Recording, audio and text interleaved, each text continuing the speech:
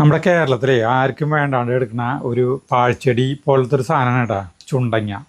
നമ്മളിത് ഇഷ്ടം പോലെ കണ്ടിട്ടുണ്ടോ, പറമ്പിലൊക്കെ ഇഷ്ടം പോലെ കണ്ടിട്ടുണ്ടോ, പക്ഷെ നമുക്ക് ആർക്കും വേണ്ട. ശരിക്കും ഈ തമിഴ്നാട്ടുകാരാണ് കൂടുതൽ ഉപയോഗിക്കുന്നത് കേട്ടോ. ഇത് വഴുതനങ്ങയുടെ ഗണത്തിൽപ്പെട്ടുള്ള ഒരു ചെടിയാണ്. ഇത് ചെറിയ ചെറിയ മണികളായിട്ടുള്ള കായ്കളാണ്. ഇതിൻ്റെ ഈ തളിർത്ത കായ്കളാണ് പൊട്ടിച്ച് കൂട്ടാൻ വയ്ക്കുക കേട്ടോ. അപ്പം നമ്മൾ ഇതുകൊണ്ട് ഉണ്ടാകുന്നത് ചുണ്ടങ്ങയുടെ തീയിലാണ്. ഇതിൻ്റെ ഗുണങ്ങൾ എന്ന് പറഞ്ഞിട്ടുണ്ടെങ്കിൽ ഗംഭീരമാണ്. വയറ് സംബന്ധമായിട്ടുള്ള കുറേ അസുഖങ്ങൾക്ക് ഇത് ഈ ചുണ്ടങ്ങ ഉപയോഗിക്കുക കേട്ടോ. തെങ്കാശിയിലത്തെ കുമാരി ചേച്ചി പറഞ്ഞ തമിഴ്നാട്ടുകാർ കുറേ രോഗങ്ങൾക്ക് ഉപയോഗിക്കുന്നത്, മൂലക്കുരു, അൾസർ, അങ്ങനെ പ്രഷർ, അങ്ങനെ കുറേ സാധനങ്ങൾക്ക്. അപ്പോൾ ഇത് കായ്കൾ നമ്മൾ പൊട്ടിച്ചെടുത്ത് ഇത് അതിൻ്റെ ഞെട്ടില്ലേ അതൊന്ന് കളയണു.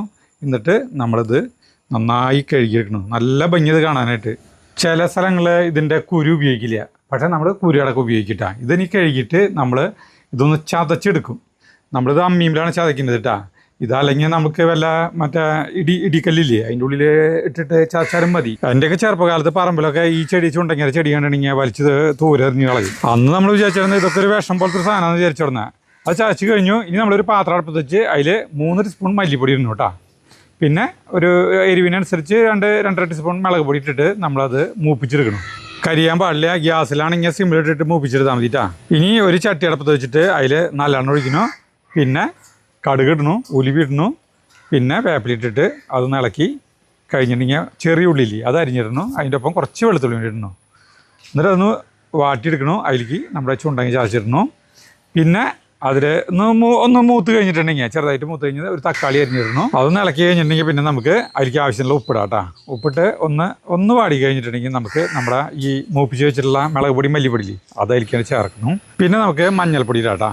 എന്നിട്ട് നന്നായി ഇളക്കി ചേർത്ത് കഴിഞ്ഞിട്ടുണ്ടെങ്കിൽ നമ്മൾ ഈ കോൽപ്പൊടി ഇല്ലേ അത് വെള്ളത്തിൽ പിഴിഞ്ഞ് അതിൻ്റെ വെള്ളം നമ്മൾ ഒഴിക്കുന്നുണ്ട്. ആവശ്യത്തിന് ചാറുണ്ടാവണം. അതാണ്ട് ഒഴിച്ചിട്ട് പിന്നെ നമ്മൾ കുറച്ച് കായപ്പൊടി ഇടണം. ആവശ്യത്തിന് ഒരു 1/4 ടീസ്പൂണോളം കായപ്പൊടി ഇടണം. പിന്നെ കുറച്ച് നാളികേരം അരച്ച് വയ്ക്കണം കേട്ടോ.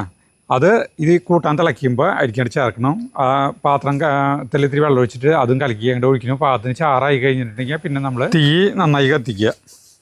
അത് തിളച്ച് കുറച്ച് സമയം കഴിഞ്ഞിട്ടുണ്ടെങ്കിൽ പിന്നെ ചെറിയ തീയിലാണ്ട് ആകുമ്പോൾ എണ്ണയ്ക്ക് തെളിയുക. അപ്പോൾ നമ്മൾ ജീരകപ്പൊടി ഇടുക. പിന്നെ ഒരു കഷ്ണം ശർക്കര ഇട്ടിട്ട് കൂട്ടാൻ്റെ ചാറ് ഏകദേശം പറ്റിയൊരു പരുവാകുമ്പോൾ വേപ്പിലിടാം. പിന്നെ ഇത് ഇറക്കിയാൽ മതി. നമുക്ക് പാത്തിന് കട്ട് ചെയ്ത് കഴിഞ്ഞിട്ടുണ്ടെങ്കിൽ പിന്നെ നമ്മൾ സാധാരണ പോലെ ചോറ് കൂട്ടി കഴിക്കുന്നത്.